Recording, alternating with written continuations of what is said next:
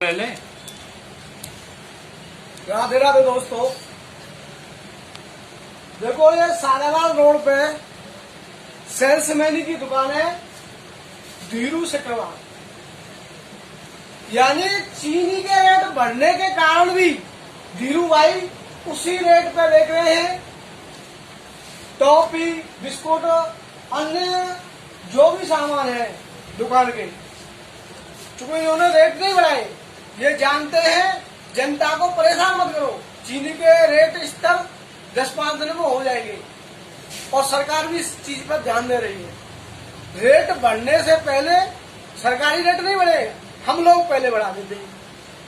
इसलिए धीरू यहाँ से सभी सामान खरीदे ज्यादा से ज्यादा और ओरिजिनल आइटम बेचते हैं। जय श्री राम।